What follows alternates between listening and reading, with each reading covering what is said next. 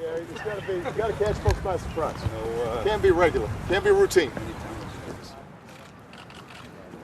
What's going on, guys? How are you, sir? Nice to see you. It's good to be out. I bet. The Bears lose. Political endorsements are perhaps the most important tool of any candidate's election.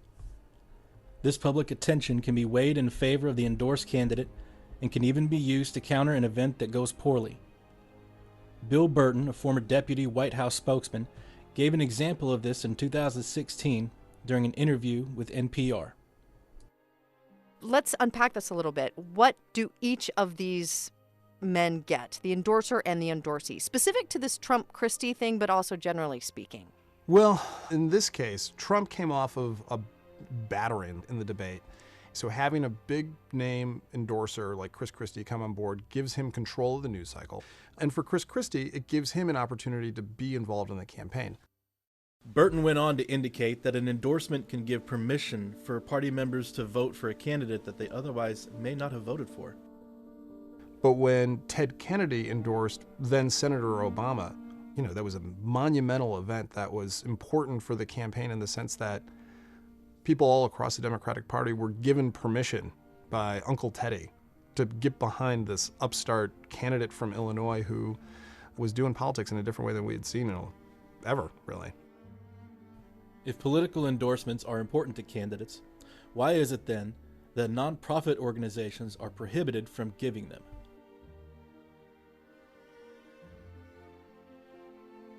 In Volume 40 of Review of Religious Research, James Davidson wrote, in an effort to combat McCarthyism and anti-communist organizations that he believed would threaten his re-election in 1954, Lyndon Johnson introduced a tax reform amendment preventing all Section 501c3 tax-exempt organizations from endorsing or opposing political candidates.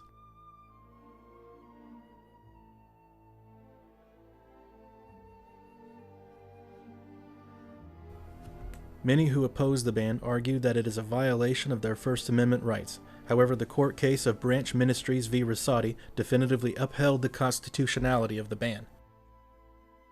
Page 19 of the court's decision states, the government has a compelling interest in maintaining the integrity of the tax system and in not subsidizing partisan political activity, and Section 501c3 is the least restrictive means of accomplishing that purpose.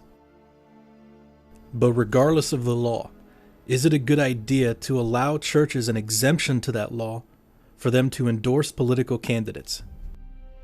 The Catholic Church itself disagrees with that idea. Crooks is an independent online news site for the Vatican and the Catholic Church. In a 2017 article with Crooks, Father Matthew Schneider stated, churches should stand strong on moral issues, but church leaders should never endorse specific candidates for political office. The Catholic Church even includes staying out of political parties as a duty for priests in canon law. The article continues with Snyder outlining 3 reasons why churches should not endorse specific candidates. First being is that it alienates part of the congregation. Imagine sitting at home thinking about the issues that may be facing your state or your country, and you had decided that candidate X was your best option, primarily because they would improve public schools, even though you're worried that they will not treat the environment well. Now imagine that on Sunday morning, your priest says that you should vote for candidate Y because of how they will protect the environment, but minimizing your value of public schools.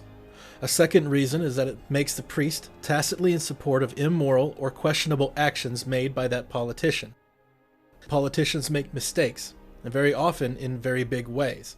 A politician may be great on domestic moral issues like abortion or education, but would be fine using torture on foreign nationals. When a church endorses a political candidate, they are also endorsing the immoral actions of that candidate.